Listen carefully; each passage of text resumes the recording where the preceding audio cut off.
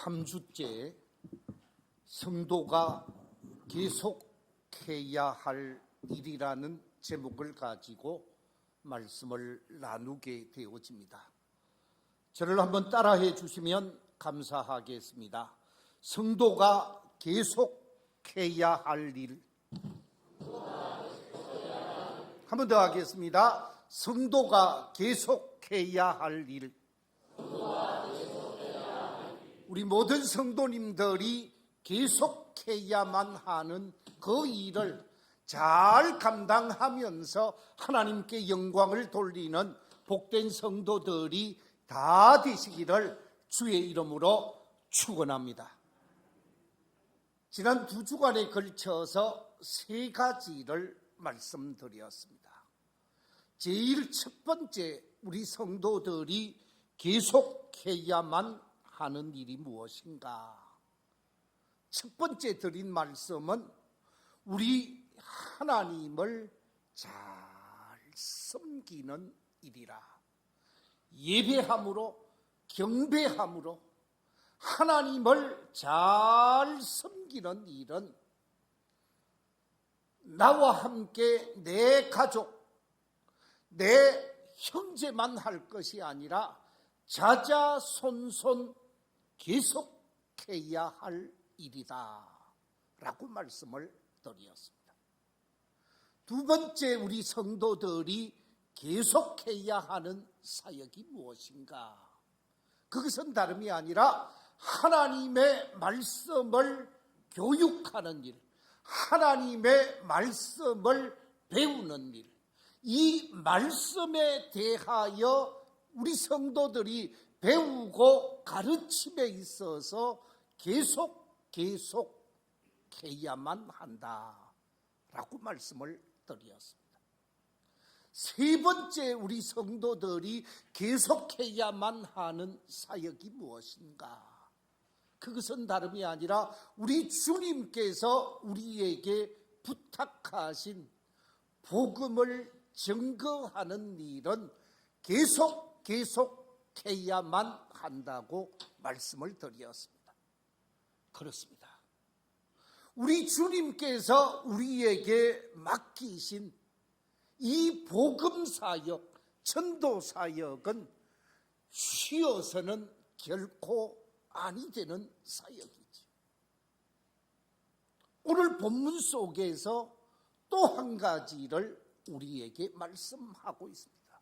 사실 성경 속에 여러 곳에서 우리가 계속해야 하는 사역에 관해서 말씀을 주고 있는데, 오늘 본문 속에서 우리에게 하시는 말씀은 하나님의 사랑, 그 사랑을 실천함에 있어서 그 사랑을 실천하는 일을 계속해야만 하는 사역이라고 말씀하고 있습니다.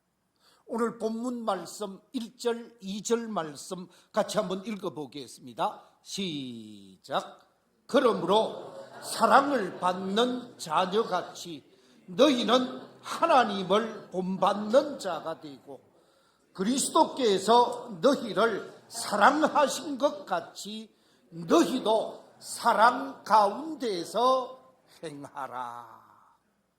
우리가 이 땅의 삶을 살면서 사랑 가운데서 행하는 삶의 모습, 예수 그리스도를 본받아서 예수 그리스도의 사랑을 삶의 현장에서 실천하는 일은 우리가 계속해야만 하는 일이라고 하나님의 말씀인 성경은 강조하고 있다는 말씀입니다. 사랑이라고 말할 때 오늘 이 본문 속에서 말하고 있는 이 사랑이라는 말은 일반적인 사랑을 나타내는 말이 아닙니다. 특별한 사랑을 나타내는 말입니다. 여기서 말하고 있는 이 특별한 사랑이라는 말은 어떤 의미의 말씀일까? 사랑은 성경 속에서 네 가지의 사랑을 우리에게 말씀하고 있지요. 제일 첫 번째 성경에서 우리에게 가르쳐주고 있는 하나의 사랑이 있는데, 이성적인 사랑, 육체적인 사랑, 남녀 간의 관계 속에서 맺는 사랑을 에로스라는 단어로 표현하고 있습니다. 이 에로스라는 사랑도 사랑이지요. 두 번째 우리에게 말하고 있는 또 하나의 사랑이 있는데, 친구지간에 사랑하는 사랑. 그 사랑을 우리는 흔히 우정이다, 의리다 라는 말로 표현하고 있습니다만은, 이 친구와 친구지간의 사랑을 필레오라는 단어로 표현하고 있습니다. 세 번째 또 하나의 사랑이 있는데, 어머니와 딸과의 사랑, 아버지와 아들과의 사랑, 부모와 자녀 간의 사랑을 나타내는 이 혈연적인 사랑을 스톨게라는 단어로 표현하고 있습니다. 그런데 오늘 이 본문 속에서 말하고 있는 사랑은 에로스라든지 필리아라든지 스톨게라든지 일반적인 사랑을 나타내는 말이 아닙니다. 오늘 이 본문 속에서 말하고 있는 이 사랑은 특별한 사랑, 하나님의 사랑, 지고한 사랑, 우리 인간에게 은총을 베푸신 하나님의 무한한 사랑, 바로 하나님의 아가페 사랑을 나타내는 말입니다. 우리가 하나님께로부터 아가페 사랑을 입은 사람입니다. 하나님께로부터 아가페 사랑, 정말로 죄와 허물로 멸망당할 수밖에 없고 심판당할 수밖에 없고 저주당할 수밖에 없고 버림받을 수밖에 없는 저희들을 하나님께서 저희들을 구속해 주셨습니다. 저희들을 사랑해 주셔서 구원해 주셨습니다. 이 하나님의 놀라운 사랑, 아가페 사랑을 경험하게 되어진 우리 성도들을 향하여 이 사랑을 실천하면서 살 것을 말씀하고 있습니다. 이 아가페 사랑은 타자 보니의 순수한 사랑입니다. 그 어떤 대가도 그 어떤 것도 요구하지 아니하고 철저하게 자기 부정과 자기 희생과 자기 헌신을 통한 사랑이지요. 그래서 아가페 사랑의 본질은 자기 희생, 자기 헌신, 자기 부정에 근거한 사랑이라는 것입니다. 한마디로 표현하면 내가 좀 손해를 본다 할지라도, 내가 좀 아픔을 경험한다 할지라도 사랑하면서 살아야 하는 것이 참 사랑받은 자의 삶이라는 말씀입니다. 누가복음에 보면 이렇게 말씀하고 있습니다. 누가복음 6장 32절 이하에 이렇게 말씀하고 있습니다. 너희가 만일 너희를 사랑하는 자만을 사랑하면 칭찬받을 것이 무엇이냐? 죄인들도 사랑하는 자를 사랑하느니라. 너희가 만일 선대하는 자만을 선대하면 칭찬받을 것이 무엇이냐? 죄인들도 이렇게 하느니라. 너희가 받기를 바라고 사람들에게 구워주면 칭찬받을 것이 무엇이냐? 죄인들도 그만큼 받고자 하여 죄인에게 구워주느니라. 오직 너희는 원수를 사랑하고 선대하며 아무것도 바라지 말고 구워주라. 그리하면 너희 상이 클 것이요 또 지극히 높으신 이의 아들이 되리니 그는 은혜를 모르는 자와 악한 자에게도 뭐 하시니라? 인자하시니라. 예수 그리스도께서 우리를 사랑해 주시되 자기를 철저하게 희생시키면서 사랑하셨습니다. 우리 주님의 그 사랑으로 내가 사랑할 수 없는 사람을 사랑하고, 내가 가까이 할 수 없는 사람을 가까이 하고, 내가 포용할 수 없는 사람을 포용할 수 있는 아름다운 사랑, 원수까지도 사랑하는 삶을 살 것을 말씀하고 있습니다. 바로 이런 사랑의 본을 보여주신 분이 우리 주님이십니다.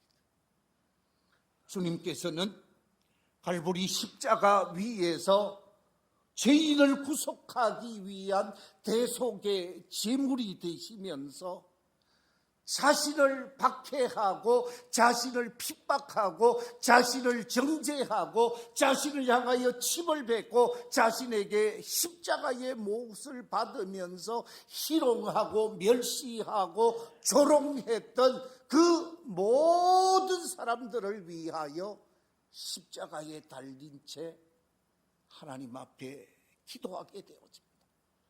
뭐라고 기도했습니까? 우리가 잘 아는 대로 누가복음 23장 34절에 주님의 기도가 이렇게 표현되어져 있습니다. 우리 같이 주님의 기도를 한번 읽어보겠습니다. 시작. 이에 예수께서 이르시되 아버지, 저들을 사하여 주옵소서. 자기들이 하는 것을 알지 못함이니이다. 예수님을 십자가에 못 박는 행위가 어떤 행위인지 모르고 하는 것입니다. 저들을 긍휼히 여겨주십시오. 저들에게 자비를 베풀어 주십시오. 그러면서 예수님은 자신을 희생시키면서 자신을 향하여 못 박는 사람들을 위해 기도하며 사랑하시는 모습을 보여주고 있습니다. 그래서 기독교를 사랑의 종교라고 이야기를 하지요. 사랑은 하나님이 가지고 있는 가장 중요한 속성 가운데 어떤 데는 속성입니다. 이 사랑은 기독교에 있어서 가장 큰 계명이요, 가장 중요한 계명이기도 합니다. 이 사랑은 율법의 완결판이요, 이 사랑은 우리 성도들에게 주어진 새로운 계명이라고 말씀하신 바가 있습니다. 이 사랑을 생활 속에 실천하며 살 것을 우리에게 말씀해 주셨습니다. 사랑의 속성을 말씀함에 있어서 사도 바울은 고린도전서 13장에서 이렇게 표현하고 있습니다. 사도 바울을 통하여 우리에게 주신 사랑에 관한 속성, 멋지게 정리해 놓은 말씀, 고린도전서 13장 4절 이하의 말씀을 우리 같이 한번 읽어보겠습니다. 시작. 사랑은 오래 참고, 사랑은 온유하며, 시기하지 아니하며, 사랑은 자랑하지 아니하며, 교만하지 아니하며, 무례히 행하지 아니하며, 자기의 유익을 구하지 아니하며, 성내지 아니하며, 악한 것을 생각하지 아니하며, 불의를 기뻐하지 아니하며, 진리와 함께 기뻐하고, 모든 것을 참으며, 모든 것을 믿으며, 모든 것을 바라며, 모든 것을 견디느니라. 그렇습니다. 이 사랑의 속성을 정리해 놓은 것처럼 참아야 할 부분에 참아야 하는데 참지 못하는 우리의 모습을 보게 되어지죠. 정말 시기하지 않고 자랑하지 않고 교만하지 않아야 하는데 시기하고 교만하고 질투하고 미워하면서 사랑을 펼치지 못하는 우리의 모습을 보고 스스로가 부끄러울 때가 없잖아 있습니다. 이것이 내 모습임을 고백할 수밖에 없습니다. 그럼에도 불구하고 주님은 사랑하면서 살라고 말하고 있습니다. 이 말씀을 준비하면서 제가 감동을 받은 위인 가운데 다미엔이 생각났습니다. 이 다미엔이라고 하는 사람은 저 벨기에 출신입니다. 이분이 예수 그리스도를 통해서 십자가 구속의 은총을 깨닫게 되어지고 저주와 멸망에서 자유함을 얻은 구원받은 하나님의 사람이 되어지고 기도하는 가운데 하나님, 제가 어디에서 이 사랑을 실천하면 좋겠습니까? 다미엔 신부가 기도하게 되어집니다. 그때 하나님께서 가라고 말씀하신 곳이 하와이에 있는 작은 섬 모로코라고 하는 섬이었습니다. 이 모로코라고 하는 섬은 나병 환자, 한센병 환자들만 모여 사는 섬이었습니다. 이 한센병 환자가 살고 있는 이 섬을 찾아가서 그들에게 사랑을 나타내게 되어집니다. 십자가 사랑을 전하고 주님의 사랑을 실천하고자 애를 쓰고 힘을 쓰는데도 전혀 반응이 없었습니다. 그들이 다미엔에게 하는 말이 당신도 우리처럼 나병 환자가 한번 되어봐라. 그러면 우리 마음 알 것이다. 당신은 나병 환자가 아니기 때문에 사랑을 노래하고 복음을 이야기하고 별소리 다 하고 있는데 당신이 만약 우리와 같이 나병에 걸려 있다고 하면 절대로 사랑 운운하지 못할 것이다. 그러면서 사랑을 거부하고 복음도 거부하게 되어집니다. 복음을 전하고 사랑을 실천하다가 외면을 당하게 되어진 이 다미엔이 하나님 앞에 기도하게 되어지는데 그 기도의 내용 속에 보면 이런 내용이 있습니다. 주님, 저들에게 마음의 문이 열리기 위해서는 저도 저들과 똑같은 한센병 환자가 되어야 하겠습니다. 주님께서 저를 위하여 희생하며 사랑해 주신 것처럼 저도 저들을 위해서 희생할 수 있는 용기를 주옵소서. 다미엔이 하나님 앞에 기도하면서 그들을 더 가까이 다가가게 되어집니다. 나병으로 인해서 고름을 흘리고 있는 그 고름을 자신의 손수 받아내게 되어집니다.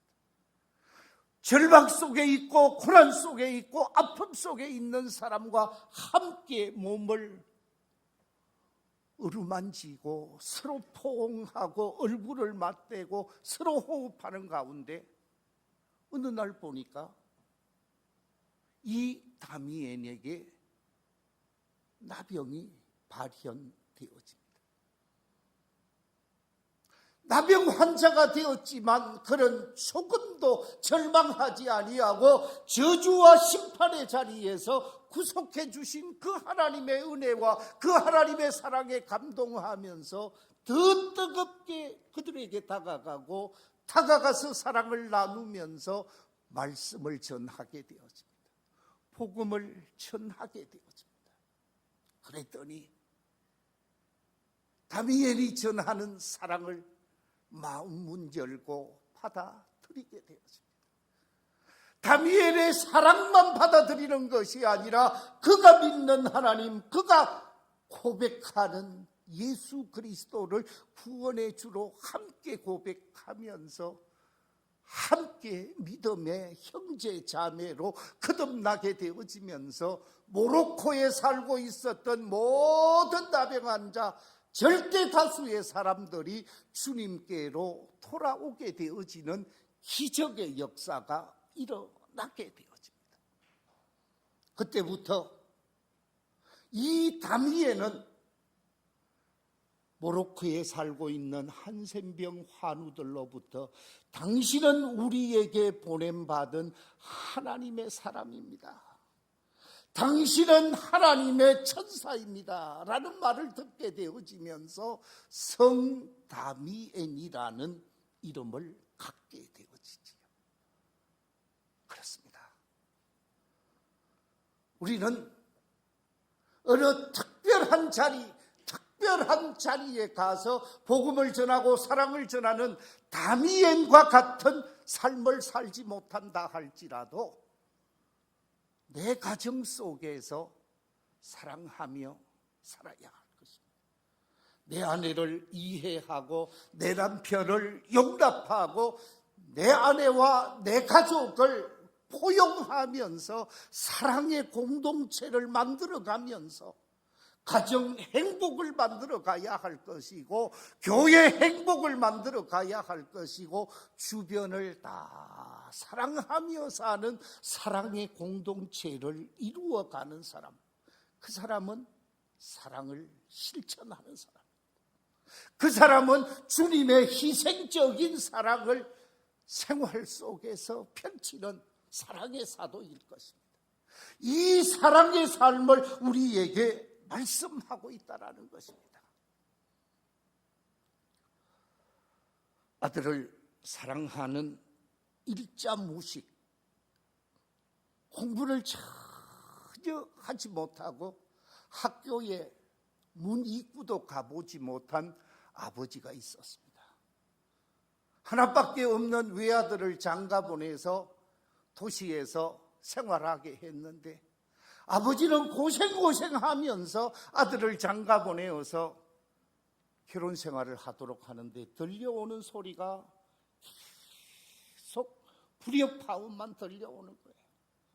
하도 답답한 이 아버지가 한글은 모르고 그냥 숫자만 하나 더하기 하나는 둘이라는 것, 뭐 3개 빼기 2개는 1개라는 것 정도만 알고 있는 이 아버지가 얼마나 마음이 답답했던지 자기의 마음을 다해서 아들에게 편지를 보냈는데 편지 내용이 이렇습니다. 자, 여러분 저거 한번 보십시오. 5 빼기 3은 2, 2 더하기 2는 4, 4 더하기 4는 8, 그 옆에 또 누워있는 8이 있습니다.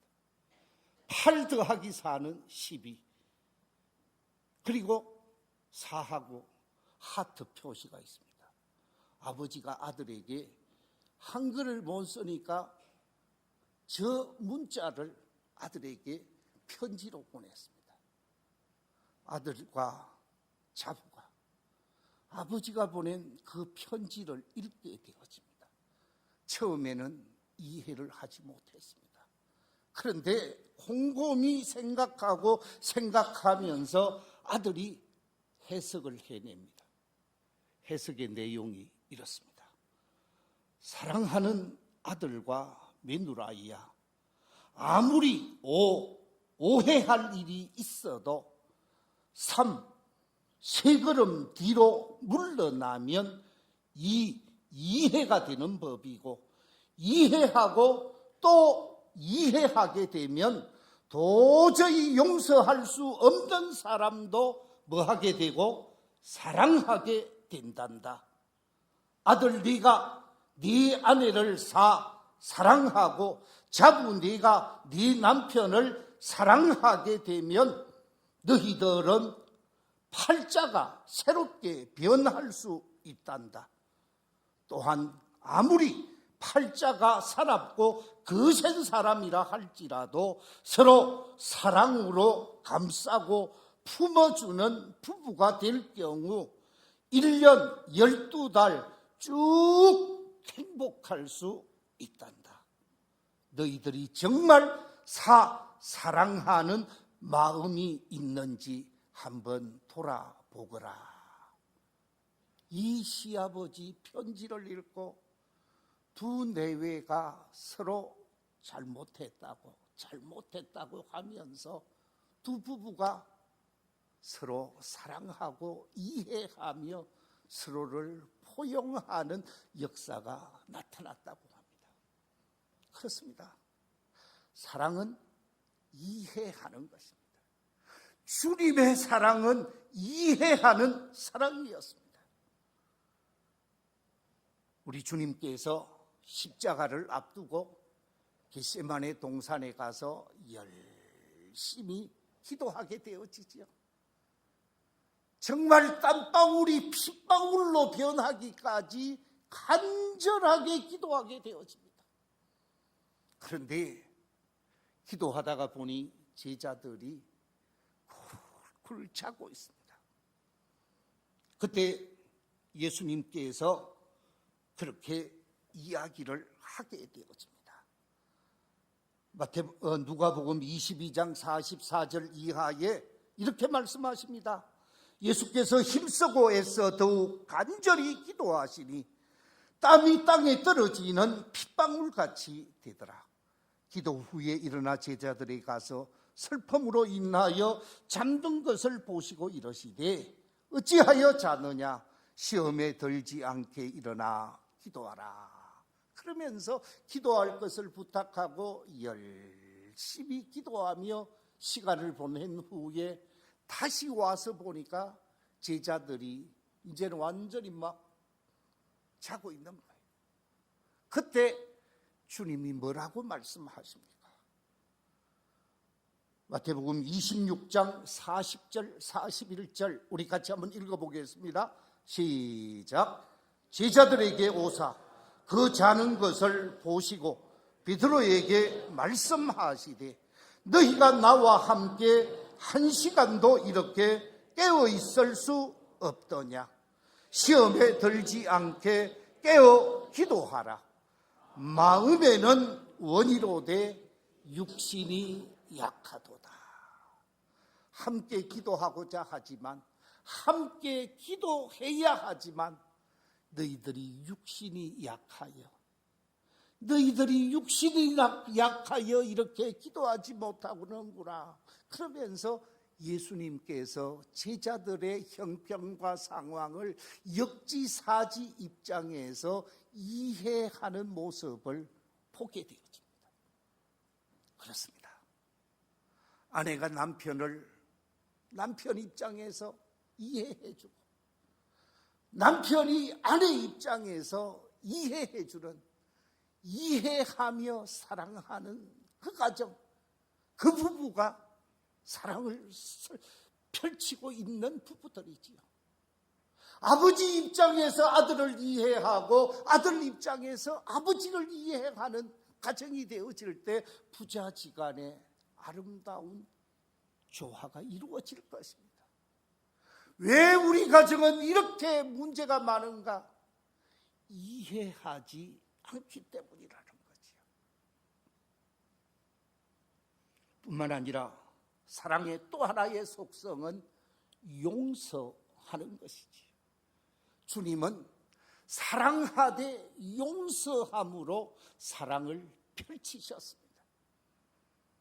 마태복음 18장 21절에 보면 예수님께서 수제자 베드로로부터 질문을 받습니다. 지금 나와 있는 저 말씀, 주여, 형제가 내게 죄를 범하면 몇 번이나 용서하여 주리이까? 7번 정도 하면 되겠습니까?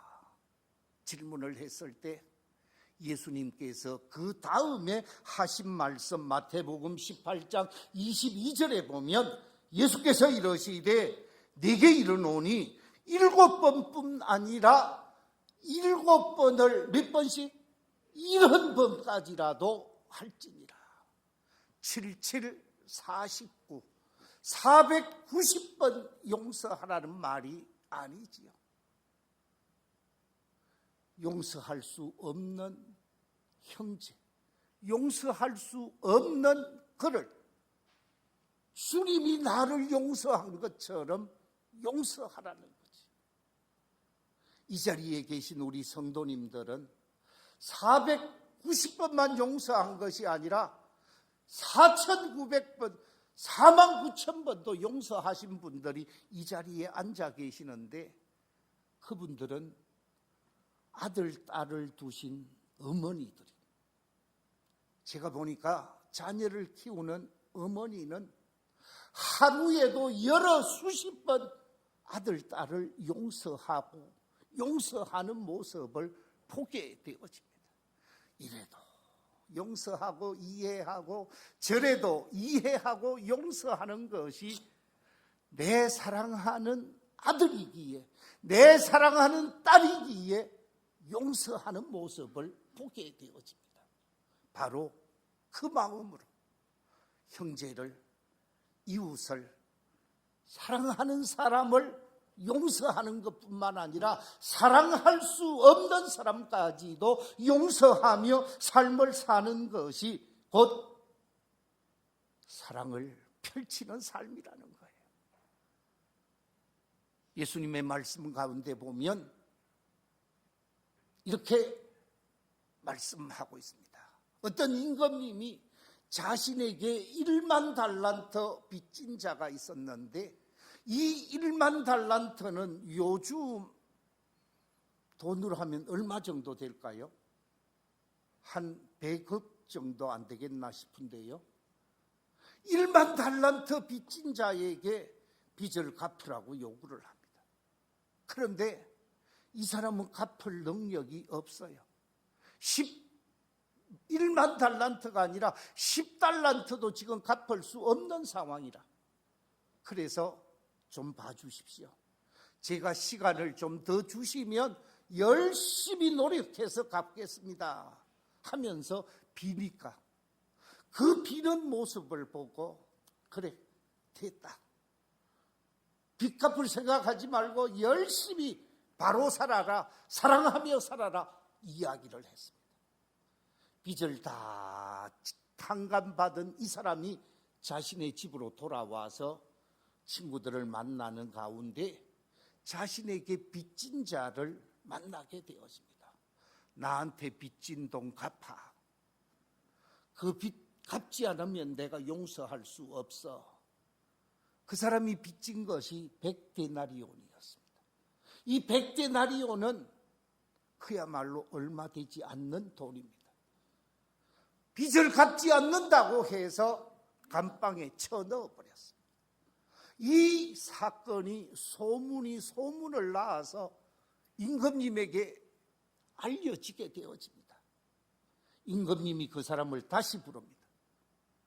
나는 너를 1만 달란트 빚졌는데 탕감하고 없이 해주었는데, 너는 네 친구에게 100데나리온도 탕감해 줄 수 없었단 말이냐. 내 돈 갚기 전에는 감방에서 나올 수 없어. 그러면서 감옥에 쳐넣었다는 이야기입니다.